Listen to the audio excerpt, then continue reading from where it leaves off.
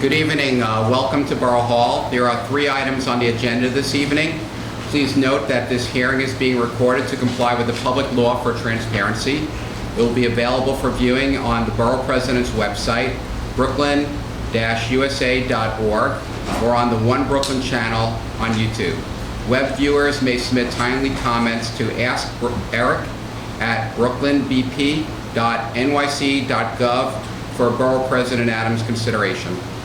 You call the first item? Calendar item number 1, LPC Warehouse, 150358 HAK. And I'll introduce myself. I'm Richard Barrick, Land Use Director, and my Land Use Coordinator, Olga Chernomorets. Got used to saying that. This application submitted by the Department of Housing Preservation and Development seeks for the designation of city-owned property in South Williamsburg neighborhood of Community Board 1, Community District 1, as an urban development action area and disposition by HPD to the selected developer. Such action would allow development of an 11-story mixed-use building with approximately 55 units of affordable housing, as well as ground-level commercial and community facility space. Community Board 1 has approved this application unanimously with 2 conditions, to include standard guidelines for parking fees and community space rent, and that 5% of the units required for disabled tenants to be set aside for Community District 1 residents, not inclusive of the community preference standard. Would the representative for the applicant, Lynn Zhang, please state your name for the record and present the application. Or should I there or? I guess go up by the boards, the mic will pick up, right? Okay. Hi, good evening. My name is Lynn Zhang, representative from the New York City Housing Preservation Development, and today HPD seeks the Borough President's approval of this ULURP application. And the actions that we're seeking approval on is a UDAP project approval as well as disposition city-owned property. And the approval of this application would facilitate, as Richard said, development of an 11-story mixed-use residential building in Community Board 1 with 55 units of all affordable housing up to 60% of AMI. I'm joined here by the project sponsor who would then go into the details of the project, as including the rents and the size of units and such. And of course, I'm here for questions at the end. And if you could state your name for the record when you... Yes.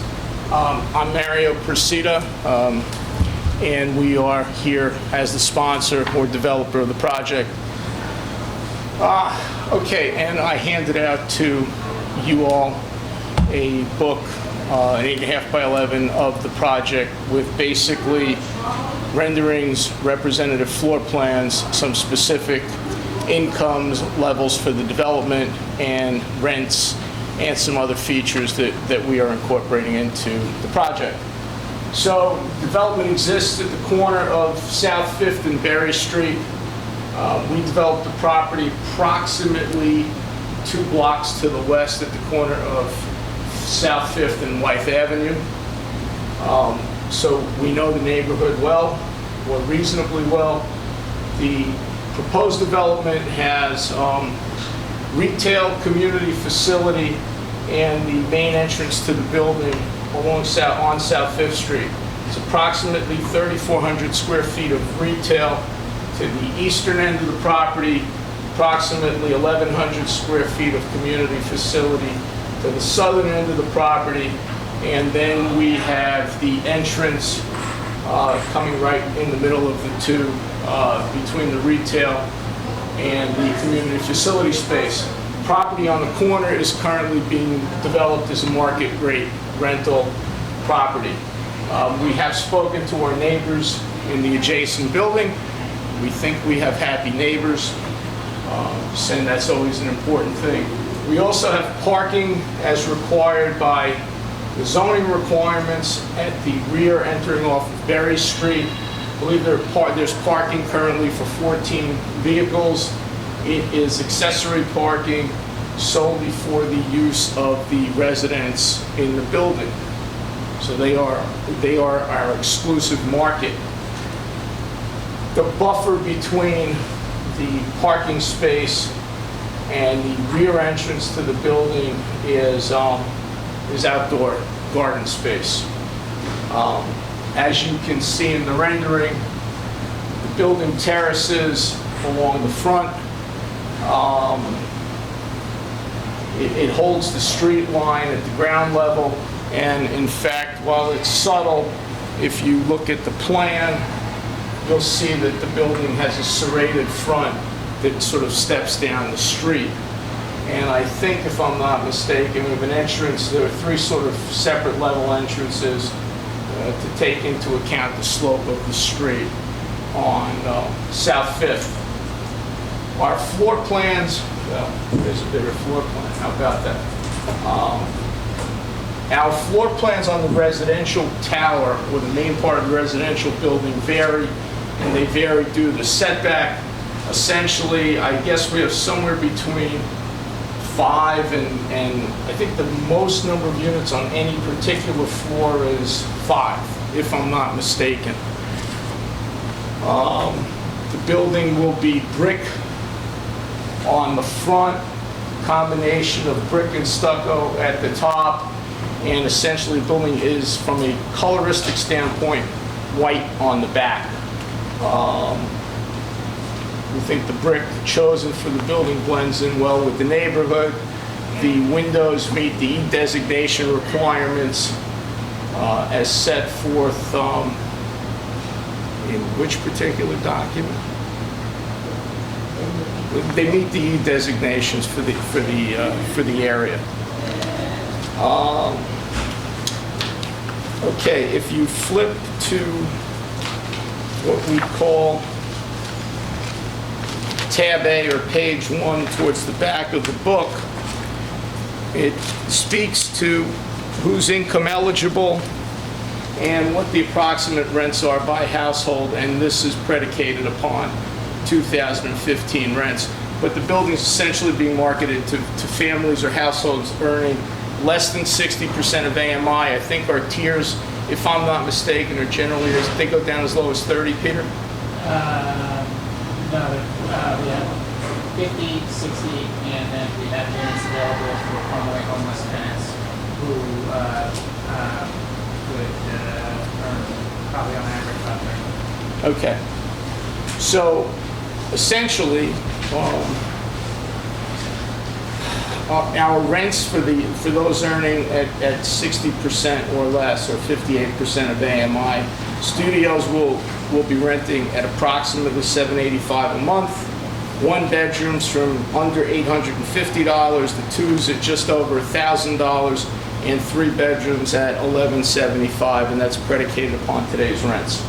Our mix in the building includes 12 studios, 14 one-bedrooms, 27 2s, 1 3, and 1 2-bedroom supers apartment. The project will be marketed on the residential side pursuant to HPD's and HDC's marketing program, their new program guidelines. It is purely by lottery. We've outlined the procedure on page 2. Preference is given to neighborhood community board residents, also vision and hearing impaired, and municipal employees. There may be some other available preferences, but I'm not totally clear on all of them. We expect to start construction. We hope to close on the project in December of 15.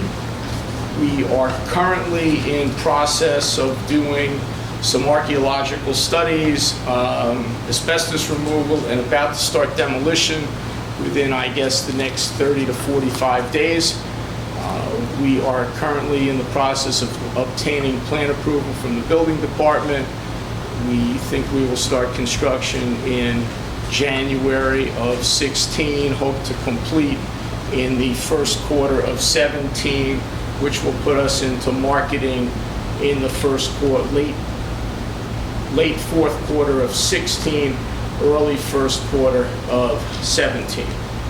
and occupying late first quarter of 17, probably early second quarter of 17. Questions? Thank you. So you gave us the qualifying range for the incomes. We appreciate that, and the bedroom mix. How long are the units required to be rented at affordable rates? Currently, that is going to be subject to a regulatory agreement. The regulatory agreement that's been contemplated at the moment is a 30-year regulatory agreement. We are building this pursuant to inclusionary housing. I think we have approximately 20 units that will then qualify to be permanently affordable, which represents just under 50% of the units that will have permanent affordability. And then the marketing strategies that we use in terms of the tenant selection process, we're looking to have the highest level of participation from the community. So we go into the details of how you'll get the word out in the community. So any project that's being funded by HPD or HTC would have to go through those marketing guidelines. And so generally, it would be marketed online as well as on citywide newspapers. And certainly we could notify the community board when this project And is ready. site signage, which is extremely beneficial from a local perspective. Right. So there's several local nonprofits that operate in the area, church, housing advocates, and I would suggest that you also reach out to some of those groups as well to help with the marketing. Yes, absolutely. And in addition, in terms of the marketing, the idea of doing a financial literacy campaign to assist area residents to become lottery eligible, I would like to know your thoughts about that. What So be can done. you clarify that a little bit so that they understand how to apply, how to enter this lottery system? And not or- get knocked out and rejected, you know, like what credit scores, what they may need to improve their situation. Sure. I'll give a stab. Yeah, sure. So the application process, I think, is it's fairly simple, and I think a lot of the credit counseling starts to take place once the selections are made. The application process, as I've seen it, is sort of name, rank, serial number, and then once, and the selection process is totally random. What we've experienced in the past is as our leasing agent or rent-up agent begins to meet with the tenants, they work through qualifications with them and help them get either qualified, eliminate bad credit, you know, things of that nature. So you're able to do this after the fact. So is there like a window of time that you're working with them, that they have to get things resolved before they lose the opportunity? You know, I think we'll have our community organizations, and we've been working, North Brooklyn is a co-development sponsor of ours. Los Suris we're working with in terms of providing services on a continuing and ongoing basis. They'll be meeting with a lot of their people up front, and presumably getting their credit ready, getting their income proof documents ready, because that... Thinking of Richard Mason. So that will happen to a certain extent before people actually submit to the lottery, but essentially a lot of the work is going to get done at the table. People are instructed what to bring with them.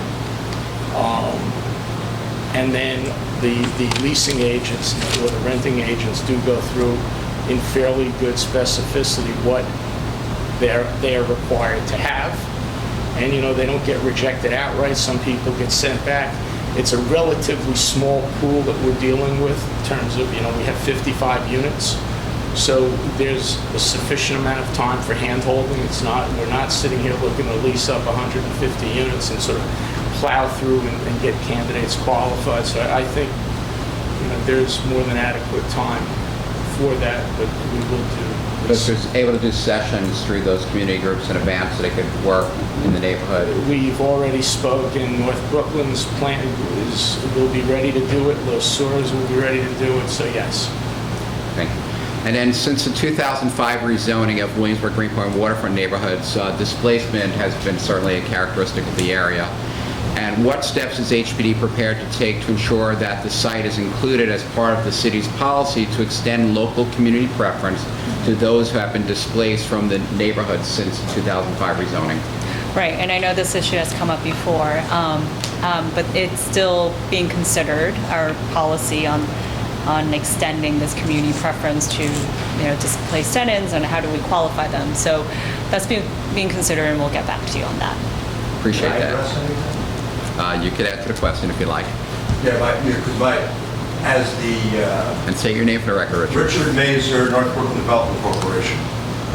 As far as the community preferencing, we, Los Sures, St. Nick's, all of the community neighborhood preservation groups that have fought for affordable housing in the area wanted to guarantee that the people that have already been displaced over the past, God knows, 10 years, that at least we'll get an 8-year look back. We're going to go back to May of 2007, possibly May of 2008. I forgot where the rule was. If you can prove that you lived in this community board from May of 2007 or 8 with a utility bill or some other way, then you have preference to get back in, because our goal was to preserve affordable housing for the people that created the neighborhoods and basically made them as attractive as they are today for all of the developers to build. So for us, it's a matter of getting our people back in, and we have whole lists of people both on the Los Sures side, St. Nick's, North Brooklyn, of people that have been displaced and are gone, they're living wherever.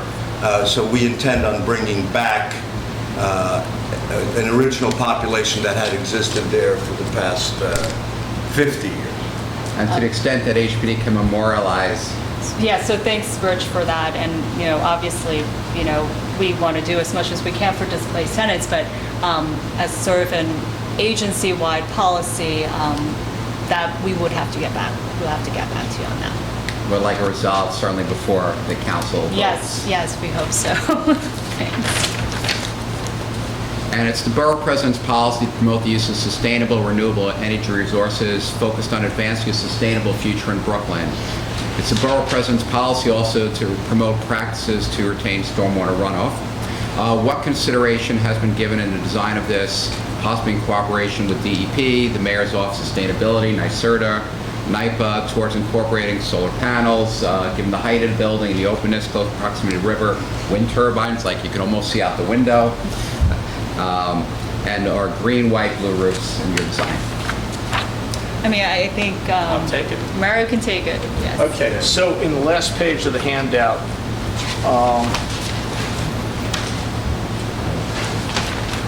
we've listed some of the features that are in the building.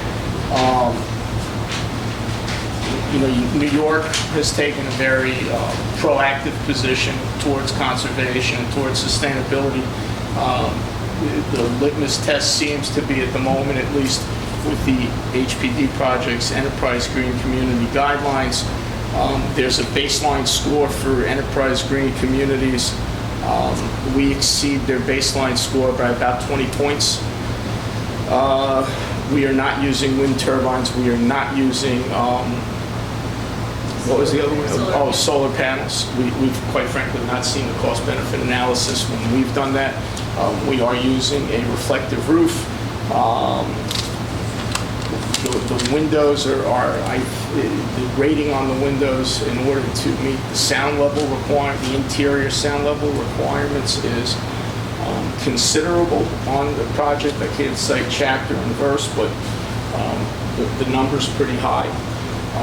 As far as runoff, I believe everything's been designed to be retained on site in accordance with the DEP requirements for flow and controlled flow to the sewers.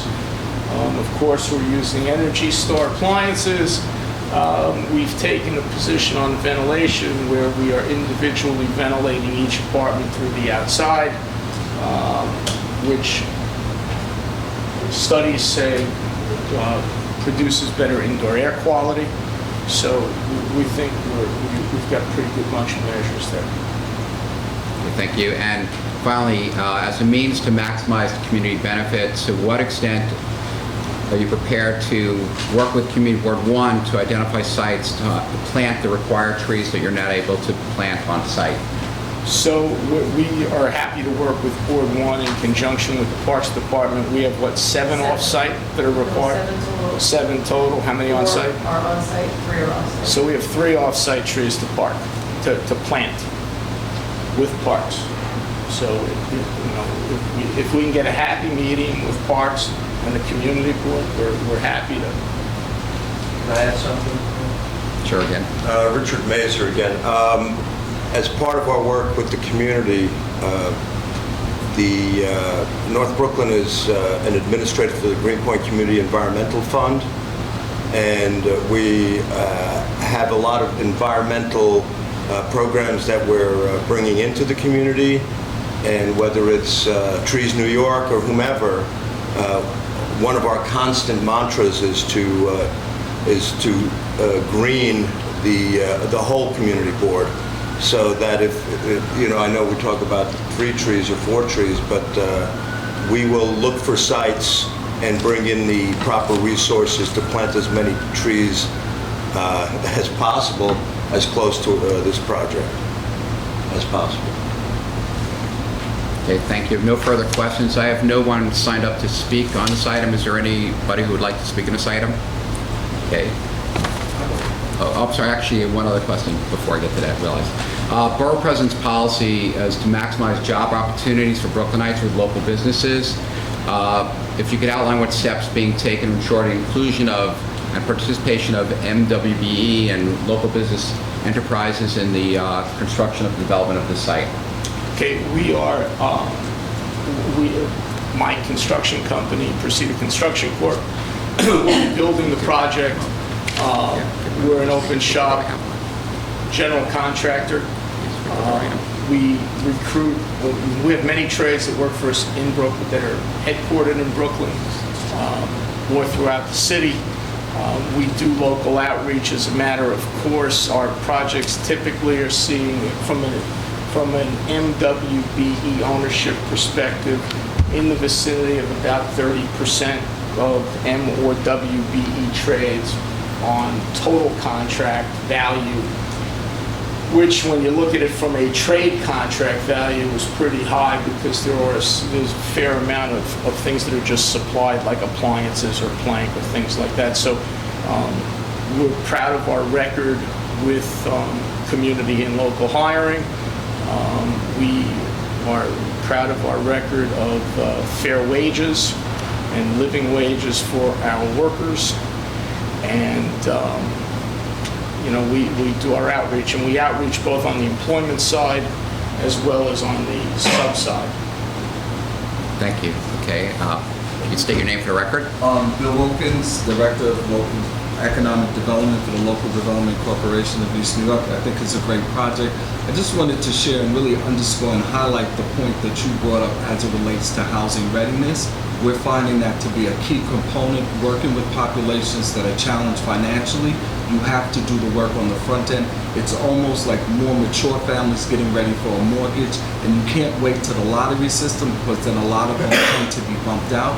So the move right now in the marketplace, as Richard knows, is to start identifying individuals that will be entering into the lottery, to really get them pre-qualified, so that when they go in and they're selected, they can actually go through and finally obtain their apartment. To do it post facto, a lot of the people that are indigenous to the community would lose out, so there's really a different mode of operation right now, and that's to work with housing readiness, and I just wanted to underscore your point, Richard.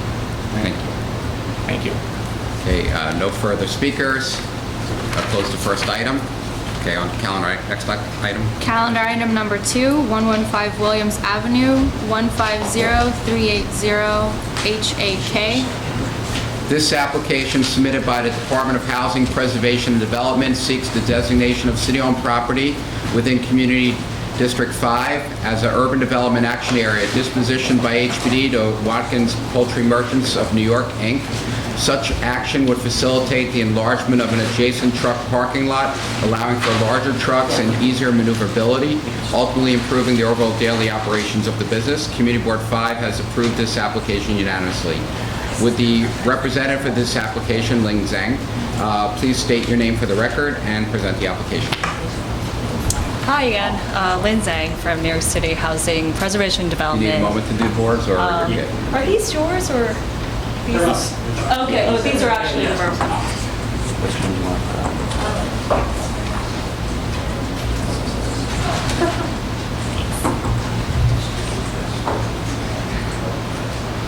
So HPD, the city is seeking another UDAP project approval and disposition of one city-owned lot in East New York.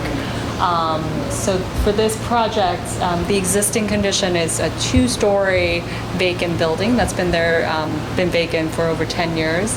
And the proposed project under Watkins Poultry, the project sponsor, is to extend their existing parking facility that would facilitate their business operations that's adjacent to the city-owned lot.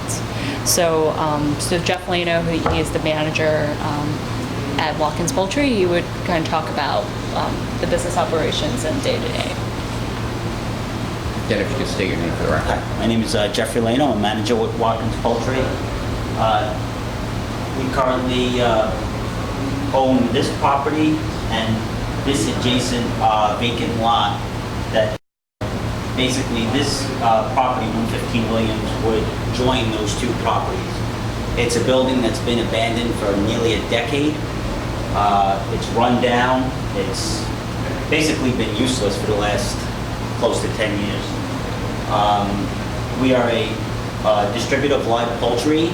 We employ roughly 65 employees.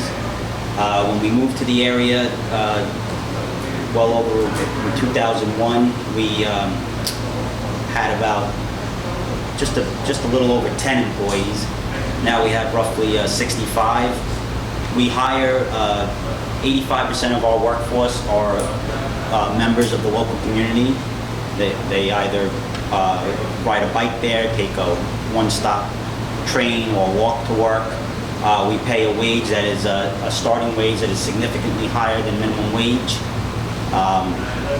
We have aspirations to continue to grow. We have an expectation that the use of this property will facilitate our growth, our efficiency, productivity. And that's about it. Questions? Thank you. It is the Borough President's policy, as I mentioned in the prior application, to promote the use of sustainable, renewable energy resources, focusing on advancing a sustainable future in Brooklyn.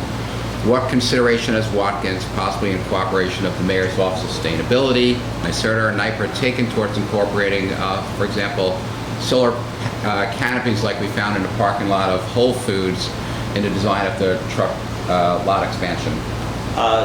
We're always open to the consideration. It would be something that we'd have to look into and do a cost-benefit analysis, but it's definitely something as a company we would consider. Okay, and it's the Borough President's policy to promote practices to retain stormwater runoff. What consideration has Watkins Poultry, possibly in cooperation with DEP, taken towards incorporating permeable pavers and a bioswale, possibly utilizing within the street the existing mature trees along Williams Avenue? It's something that would be a new endeavor to us, but it's something we would research and definitely consider. And you can check with the agencies. Sometimes they have sort of like competitions for grant dollars in that regard too. So I started preliminary looking at the website. I haven't really got to discuss it with the owners, but it's something that, over the last couple of months we haven't had the time. But it's something we're definitely going to look into. appreciate it. And then with the Women's Center located directly across the street, what consideration has Watkins Poultry given to screening the perimeter towards minimizing light pollution, baffling noise from the truck activity, and incorporating more pleasing aesthetic in terms of the fencing and street landscaping. Obviously, you're going to have to redo Right. your street frontage. Well, currently we have the entire perimeter is covered by a fence. One of the things that we do that does the women's shelter is located here. Our trucks enter and exit through this area, so that prevents any type of commercial traffic bothering that street. So that is one thing that we do that does take into consideration the women's shelter. In terms of aesthetics, currently the fence that we do have, we've had no complaints from them. We haven't had any issues with the women's shelter our entire time there. So I would just say the extension of that fence with this property would suffice, in my opinion. So in terms of lighting in the parking lot, is there lighting in the parking lot? Yes, there is. And would you be adding more light fixtures when you expand the parking lot? I don't believe we would, but we'd have to see how business operations. Right now, our current plan is, if you look here, is to use this area as parking for trailers. It could be something that we potentially do in the future, add more lighting into there, depending on seeing how it affects us right at that time. You know, we're not exactly sure what the whole area is gonna look like when it's all finished. But it's something that is possible, but we haven't said definitely yes if we're gonna add more lighting. Just saying if that would be a consideration, again, to think about light Yes, scaling. absolutely, would be a consideration. And finally, it's the Borough President's policy to maximize job opportunities for Brooklynites with local businesses. If you could outline steps that have been taken or will be taken to ensure the inclusion of participation of minority and women-owned business enterprises and local business enterprises in terms of the process of constructing and expanding the site. Right now, what our hiring process is obviously non-discriminatory. I do make an effort to hire locals. I also do make an effort to promote from within. So, majority of the positions that are higher level supervisor or require promotion, I don't take from the outside, I take from within. But the work in terms of knocking down the house, you won't be using your staff, is that correct? That's correct. So when you engage a company, that's really what I'm referring I to, understand. knocking down the house, and then Yeah. you're going to have to resurface the land. You're going to have to build out that new perimeter fencing. That's going to be something we're going to, bid out and try to find a company, and we'll take into consideration the practice of that company, and make sure that it's, it's done along to a standard that we accept. So again, taking into account when you move forward to look for providing ample opportunity for such companies, minority women business, local Yes, we businesses. absolutely will consider that. Yes, take that into account. Okay, I'm going to now open up to speakers. I have one speaker, Bill Wilkins. Thank you,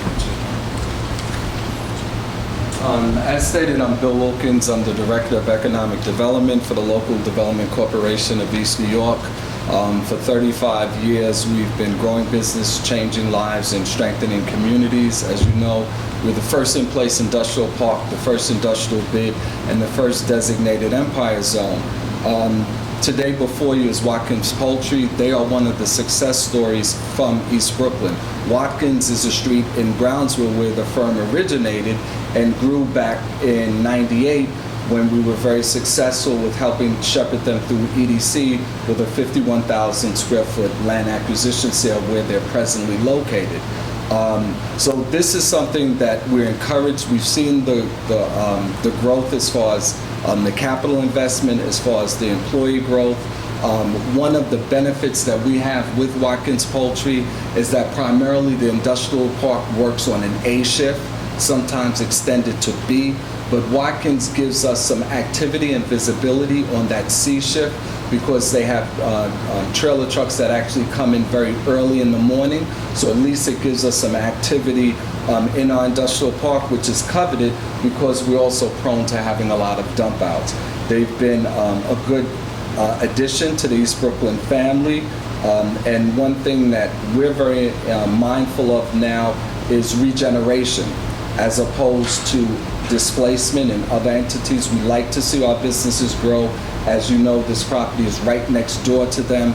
You had mentioned the Women's Center. Truth be told, the Women's Center, they used to use this particular building, 115 Williams, as a hangout. And people coming in and out of their own home had to push and be jostled by people from this Women's Center. It's blighted our community. It's been a sore thumb. I think it's an excellent idea. I'm pleased that HPD and all relevant agencies are now looking to have this building raised, and I think it'll make an exceptional facelift for the community. Additionally, as you mentioned, the runoff of stormwater, we've gone through a transformation over the last 6 or 9 months. Phase 1 was 28 bioswales planted within a 40-block radius. This year, we've had another 70 added to really deal with the amount of runoff of rainwater in the 24th Ward. So we've been successful. There's probably at least about 3 or 4 around Watkins perimeter as we speak. Additionally, your other point as it related to the egress of trucks coming in and out, that happens on Alabama Avenue.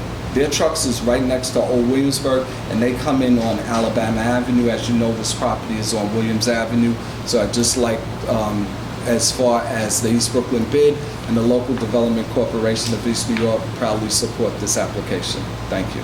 And Bill, I could maybe charge your organization to maybe give them some guidance in terms of DEP and bioswales. Maybe Right. we could take advantage of that one part of the site that has the large trees. Exactly. And as you know, in East New York, we have the carrot and the stick. And fortunately, I'll share with Matt, there is a grant right now for DEP to use pervious material, especially in and around the industrial park. So that can help authorize some of the assistance and use better quality materials.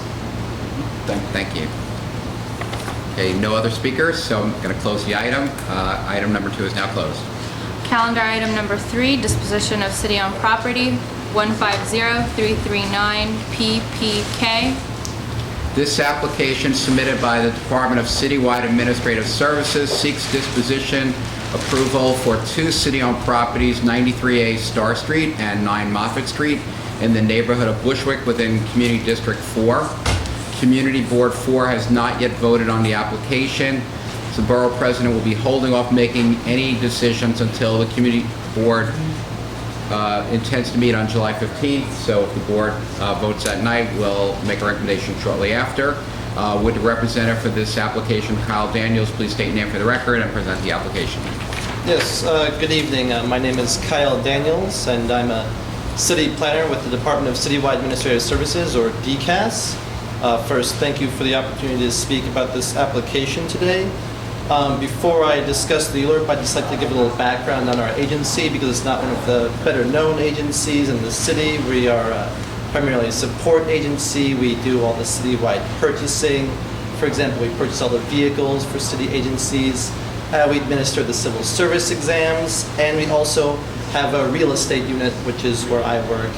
And as a city planner, one of my jobs is to try and find productive uses for what's known as surplus city-owned properties. And that's the 2 sites I'll be talking about are examples of what we call surplus city-owned properties. So now I'll get into some background on the 2 lots. The first one we call Site 1. It's located at 93 Star Street. That's block 3186, lot 144. It's approximately 1,135 square feet and zoned R6. And as you can see, it has this access way, which you access this gate. It goes alongside the western edge of this building, and then opens onto this sort of a backyard portion. And this shows it within the local area context.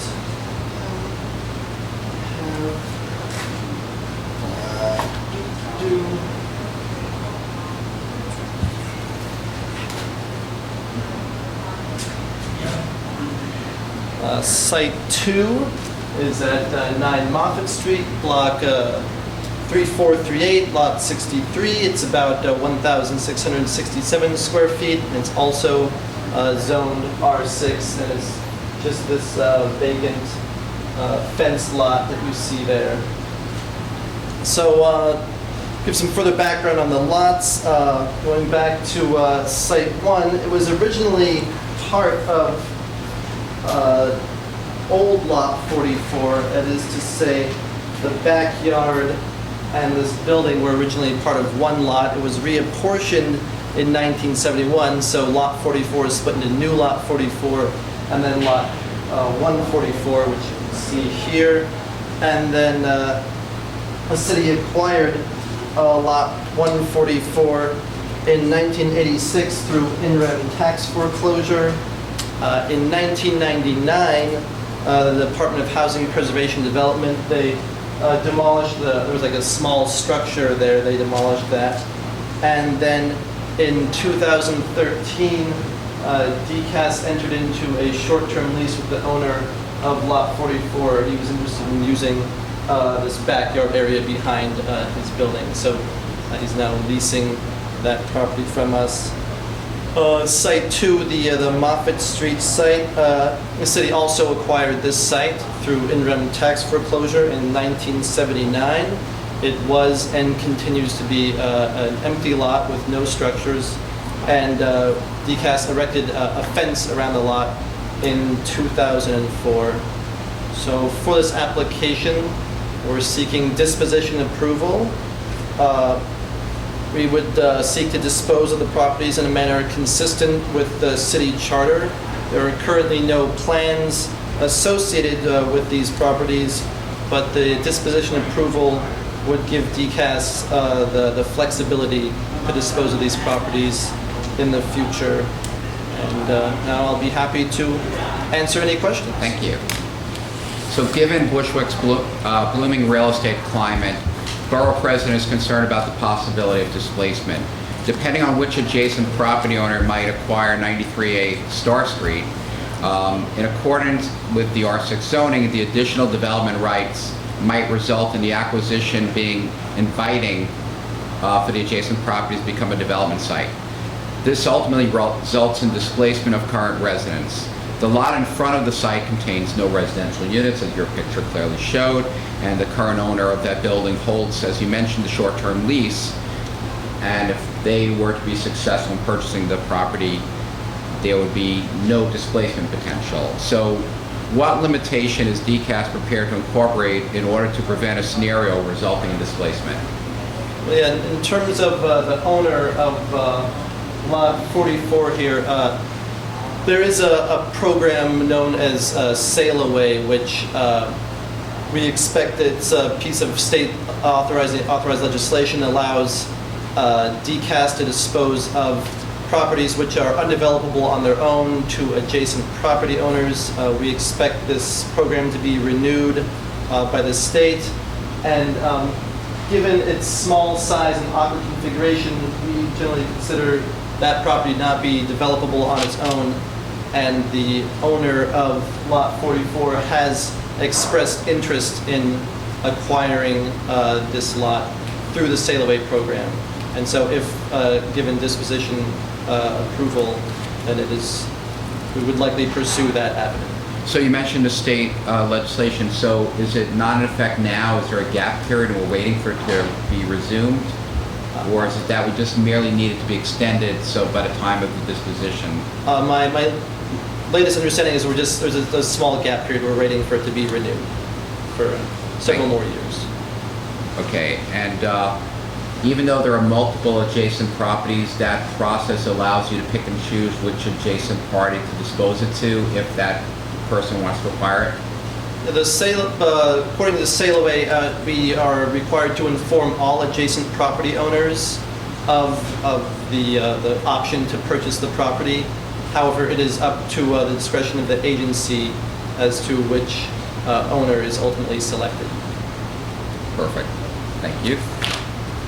So 9 Moffett is also a substandard zoning lot that abuts the vacant properties, and one of the vacant properties in Butts. It has frontage on Broadway, and clearly its development rights combined with the other properties being merged as a larger holding makes it much stronger of a development site. So given the fact that the adjacent lot's being vacant, what extent is the outreach to that adjacent property owner to acquire the site?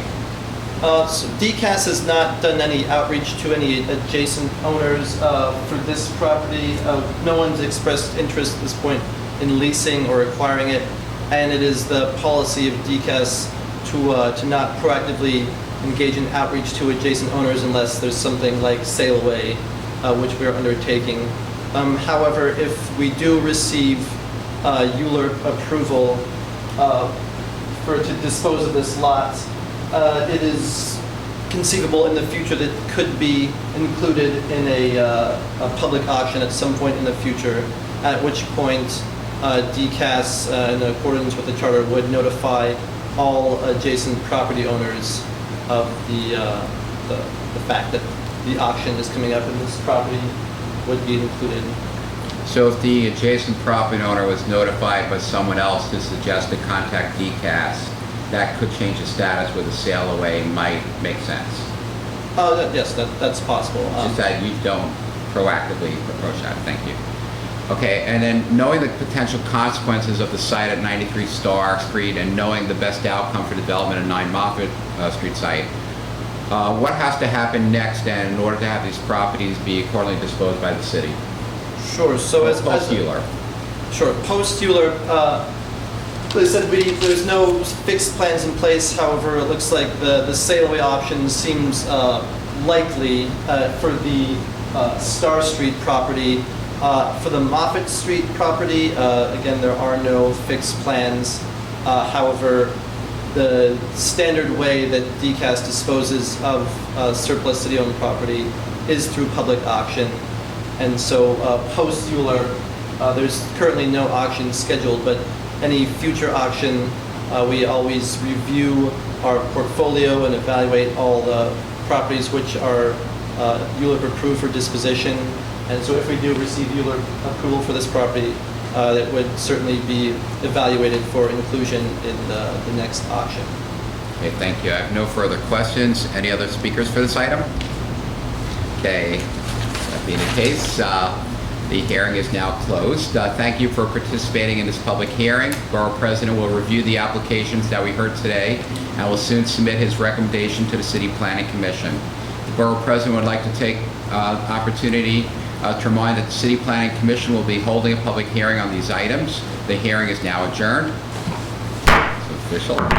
Borough President would like to remind those viewing on the website that timely comments can be submitted by email to askeric@brooklynbp.nyc.gov. Thank you.